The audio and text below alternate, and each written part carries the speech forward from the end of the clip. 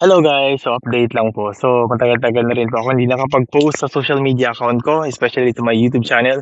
And now ito na yung time na mag-update ako about my study. And yeah, so yan, summary lang guys, no? Alam naman po ninyo na tumigil po ako sa pag-aaral. Like nasa third year na po ako, tumigil ako sa pag-aaral, no, from broadcasting student.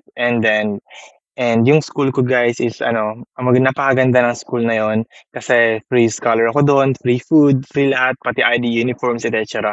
So wala talaga akong binabayaran kahit piso.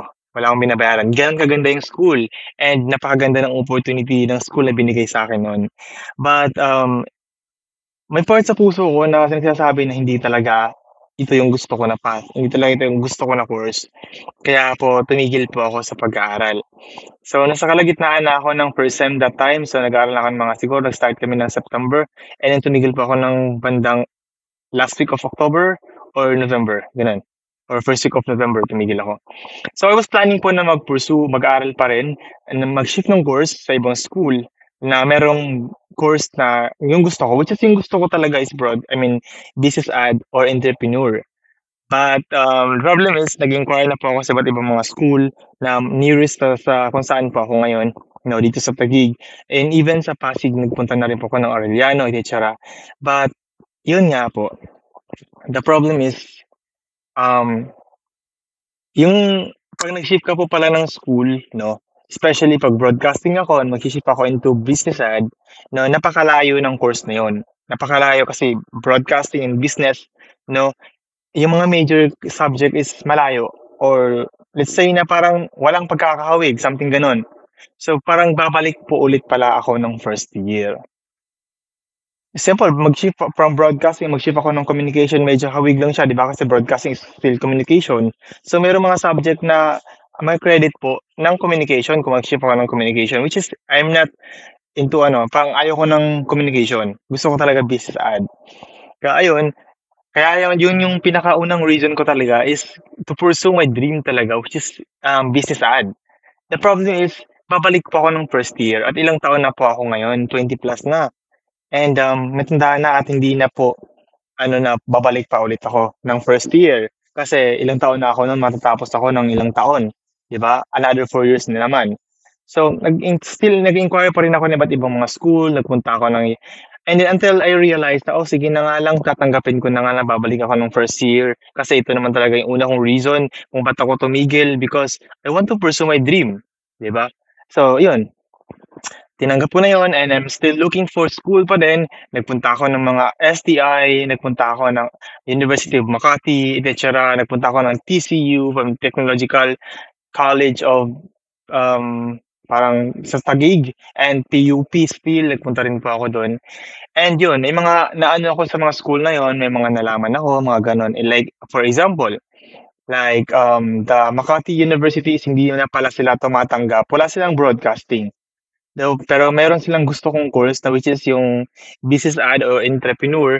But the problem is, hindi sila tumatanggap ng transferee o shifter 'pag third year na. 'Pag natapos mo na daw pala yung 'pag natapos mo na pala yung, second year mo, hindi na sila tumatanggap ng gano'n, 'no. Tumatanggap sila ng shifter or transferee 'pag, hindi mo pa natapos yung second year mo. Yun yung sabi sa'kin ng admission. Ayun, and then nagpunta rin po ako ng TCU, which is ang sabi naman po ng TCU hindi daw sila tumatanggap ng transferee or shifter, 'no. Tinatanggap lang nila is yung mga first year talaga or freshmen. Yun, sayang, which is maganda pa naman sana kasi libre lang yung sa TCU and sa Makati naman 'pag Makati citizen ka is ₱1,000 lang yung parang babayaran mo. 'Pag hindi ka naman taga Makati, ₱3,000 lang. The problem is, yun, hindi na sila tumatanggap ng third year na shifter or transferee. And also sa PUP nagpunta rin po ako, TUP o PUP, yung unahan sa TCU. Sabi naman po doon, nakausap ko po yung staff nila, as hindi naman daw sila parang wala silang dun, wala silang broadcasting sa Taguig. Meron silang broadcasting doon sa May Santa Mesa. But the problem is limited lang din yung slot at hindi rin sila sure kung tumatanggap pa ng shifter na third year. Kaya po sa mga shifter o nagpaplano mag-shift na nasa third year na, magdalawang isip na po kayo kasi po, I thought the reason why kung bakit talaga ako tumigil is because I want to pursue my dream. Gusto ko mag-shift into that course talaga na gusto ko. At hindi ko na-realize at hindi ko alam na mahirap pala at hindi pala lahat ng school tumatanggap ng shifter or transferee, especially pag nasa third year ka na. Maybe may ibang school na tumatanggap ng shifter and transferee, like Makati, like um, PUP, but the problem is, ano, dapat hindi mo patapos yung second year mo. Pag third year ka na, I'm not sure kung meron pang ibang school na tumatanggap, no? Ay, meron pala, kasi ito yung sasabihin ko sa inyo. Napuntahan ko na and then nagpunta rin po ako ng Arellano University of sa may Pasig City. But wala silang broadcasting, but meron silang business ad. The problem is babalik po ako nung first year kasi a lot of karamihan sa mga subject ko, especially yung mga major, hindi ino-offer kasi broadcasting into business ad, malayo. So ayun, babalik po ako nung first year at yun nga po, mahal din yung tuition fee. Actually, hindi naman gano'n kamahal sa Arellano kasi yung tuition fee nila per sem is meron nasa around 20 plus lang, 20 to 30 lang, gano'n, thousand. Mahal pa din yun, kaysa dun sa school na pinanggalingan ko dati na kahit piso wala akong binabayaran. Nag 2 years din po ako mahigit doon at wala talaga akong binabayaran doon. Anyway, and then as of now, naghahanap ako at napagod na ako kakahanap, guys. So, panay ako angkas, and then sumasakay ako ng mga habal-habal kasi nga hindi ko alam yung pasikot-sikot. Pinubook ko lang yung mga school na pupuntahan ko. And naubos na yung pera ko at napapagod na rin po talaga ako kaka-inquire. Nagpunta rin po ako ng STI, BGC, ganun-ganon. And sa BGC naman, wala silang broadcasting but meron silang communication. Which is yun talaga una kong na-aware na pupuntahan ko dapat na school kasi may classmate ako from broadcasting, nag-shift siya ng communication sa STI and then hindi siya bumalik ng first year, no? Pero communication siya. So sabi naman dun sa STI, pag business yung kukunin ko, napakalayo daw and baka bumalik ako ng first year, yung gano'n. So hindi pa sila sure kasi kailangan pang yung evaluate yung mga grades ko, something gano'n. So ayun, at babalik ako kung kailan sila nagpapa-enroll na, tumatanggap ng enrollment. And as of now, yun, meron akong na-contact na isa kong kakilala, which is, yung kakilala ko na yun, from schoolmate ko din siya, and then lumipat din siya ng school din, na isa, at nagpunta siya ng Laguna University, yung sa Laguna, na university nila, at meron silang broadcasting doon. Second year siya nung lumipat doon, at hindi na siya bumalik ng first year. At ngayon, nasa second year na siya, second year na siya ngayon, at ayun, na-contact ko siya kasi sabi ko, aware ako na meron sa Laguna, merong broadcasting at hindi sila, I mean, same lang ng curriculum is from yung previous school ko and yung Laguna University. So kung lilipat ako doon sa Laguna, hindi na ako babalik ng first year, probably third year pa din po ako. So ayun, as of now, dun po, yun yung nasa ko na ngayon na dun na po muna ako. Kasi may course at least hindi, yung course na broadcasting, meron sila dun, at hindi na ako babalik ng first year. But the problem is, kung ipurso ko yung gusto ko na dream sana na business ad sa Laguna, wala din akong mabayaran doon. Ang problem lang is, pag nag-shift ako ng course into business ad, is babalik ako ng first year. Kasi magkaiba nga yung curriculum magkaiba nga yung mga ino-offer doon sa broadcasting and sa business ad, napakalayo. So, siguro from entrepreneur and then nag-shift ako into business ad, baka hindi na ako bumalik kasi magkadikit lang yun eh. Same lang sila na more on business, di ba? From broadcasting into business, ang layo. So ngayon, medyo ako kasi, medyo masaya pa rin po ako kasi at least hindi na ako babalik ng first year. Hindi na ako babalik ng first year, third year pa rin ako, and 2 taon na lang buuin ko at makaka-graduate na loobin, God willing. But, yun nga, parang nawala yung reason ko kung ba't ako tumigil because yun nga, gusto kong i-pursue talaga yung dream ko. But, yun, marami na naman po akong na-realize. Medyo magulo pero siguro the thing na lang is at least makapagtapos. Yun na lang kasi ang hirap palang maghanap ng mga ng school, especially pag nasa college ka na. Kaya pag plano mo mag-shift ng course, especially pag third year ka na o patapos ka na ng second year, magdalawang isip ka na kasi hindi lahat ng school tumatanggap ng especially pag shifter ka.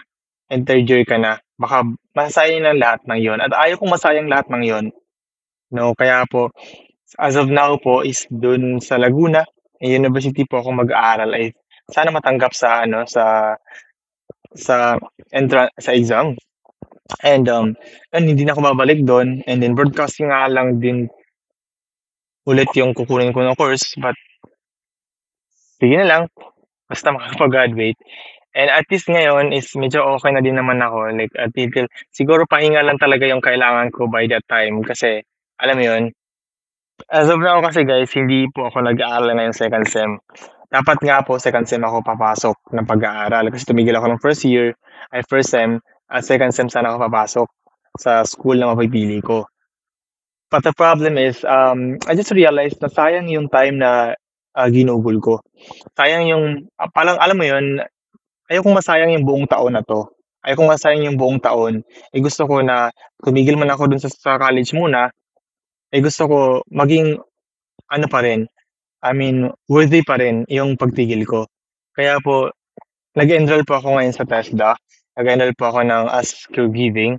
Nag-enroll ako ng caregiving sa I mean, isang training center na accredited ng TESDA. 'No, kaya lang medyo may binabayaran ako but still okey lang din caregiving. Which is caregiving is one of ano, gusto ko rin talaga kasing matuto ng gano'n. Just hindi lang para magtrabaho, hindi din para alam ko din kung paano i-handle if time na kailangan din ng mga loved ones ko, yung gano'n. And ayun, after this kasi 4 months lang 'to. Actually hindi lahat ng school gano'n same guys, kasi merong ibang school din na, 6 months sila gano'n, eh, ako 4 months lang at nagustuhan ko 'to kasi 4 months lang 'to and then kasi mag-aaral ulit ako ng mga August, mag-start na 'yun sa college din for school year 2024 to 2025. So matatapos kami ng March sa caregiving na 'to and after that caregiving papasok naman po ulit ako sa DOH yung, physical therapy sa license ng physical therapy. Kasi gusto kong pag-aralan yung dalawa like caregiving, may skills na ako for caregiving and may skills na din ako for physical therapy, which I know naman guys, meron naman akong skills for physical therapy kasi nagma-massage naman po ako. Since then nung bata pa lang po talaga ako na 16 years old nagmamasahe na po ako sa mga clinic gano'n. Kasi hindi p yun nakapasok na ako sa clinic that time nagma-massage ako 16 years old pa lang ako. But gusto ko ano, eh, na marunong ako mag-caregiving and also may license ako for massage kasi if someone looking for it's like something like, tawag dito, caregiving, 'di ba? Usually 'pag nagpapa-caregiving ka, nagpapaalaga ka kasi minsan madalas may stroke, hindi kaya matanda na gano'n. Madalas may mga stroke, eh, gano'n or na-stroke sila. Ay yung mga na-stroke kasi kailangan ng massage yun, kailangan ng alam mo yun. Kaya nga maraming na-stroke na nagpapamasahe kasi nakakatulong talaga yung massage for sa mga nasa-stroke na mga gano'n, hindi nagagalaw yung katawan, mga gano'n, kailangan 'yan. Eh, 'pag ikaw naghahanap ka ng isang caregiving, 'di ba mas gustuhin mo yung dalawa yung skills niya, may caregiving na siya, tapos may license pa siya for massage, 'di ba two in one na. So mas mataas yung possibility na ma-hire ako. Pero hindi ko talaga siya ano like, save lang for like, habang nag-aaral, eh, 'di ba, may waiting for the opportunity or di kaya habang nag-aaral baka puwedeng maisiksik yung masahe na ano, or di kaya may maalagaan kang may ganito, mga gano'n. So, para hindi ko ma-feel yung sayang na kasi tumigil ako sa ganito, at least tumigil man ako pero may dalawa akong skills na nakuha, yung gano'n. Kasi isa, NC2 for caregiving and yung isa naman is a license for physical therapy. And sana loobin na maka-graduate at makapagtapos dito. So yun naman yung update ko sa ngayon guys kasi, yun I just want to share na update lang talaga para sa mga kakilala ko and sa YouTube channel ko din and also sa iba kong social media account and, yun. So, one thing na i-advice ko lang talaga sa ibang mga ano, mga transferee 'no, sa mga shifter, first year pa lang mag-shift na kayo ng course kung hindi niyo talaga siya gusto at hindi niyo siya kayang panindigan 'no. At kung second year ka na, mag-shift ka na ng course at kasi mahihirap na. Hindi lahat ng school pala tumatanggap ng shifter o transferee. Akala ko puwede yun at akala ko din na alam mo yun, madali lang, mahirap pala talaga. Hindi lahat ng school tumatanggap ng may ibang school 'di sila tumatanggap ng transferee or shifter. Dapat kung dun ka nag first year, dun ka magtapos, mga gano'n. hindi sila tumatanggap ng sa ibang school ka nag first year tas sa second sem mo dun ka sa kanila, may ibang school na hindi tumatanggap ng gano'n, na lilipat ka sa kanilang school na may nasimulan ka na sa iba, gano'n. At meron din ibang school na na hindi sila tumatanggap sila ng transferee or shifter, pero kailangan hindi ka pa nag-third year o hindi mo pa natapos ang second year mo. Like Makati University, sabi hindi daw sila tumatanggap 'pag natapos mo na yung second year mo. Maganda pa naman sa Makati guys, like pagpasok ko pa lang hindi ko pa alam na ano, hindi ako matatanggap. Like sabi excited akong pumasok dito kasi maganda yung Makati University talaga. Like I feel like basta isang building siya na ano, parang basta nagustuhan ko yung school nila, maganda. And yun lang naman siguro pag-isipan niyong mabuti talaga like kung gusto niyo mag-shift or mag-ano, transfer ng school. Gusto mo mag-shift ng course, okey lang yun, lalo na 'pag gusto mo talaga yung lilipatan mong course but 'pag dalawang isip ka na 'pag third year ka na 'no, at itaas mo muna sa school na lilipatan mo kung tatanggap ba sila ng shifter o transferee kasi hindi lahat ng school tatanggap ng shifter or transferee. At hindi rin po kung tumatanggap man sila, eh, baka rin po hindi ka na nila tatanggapin kasi third year ka na. So, mahirap. So, ayun, yun lang naman siguro sa ngayon and thank you so much for watching guys and yeah, medyo mahirap, medyo magulo but kaya ito, tulong.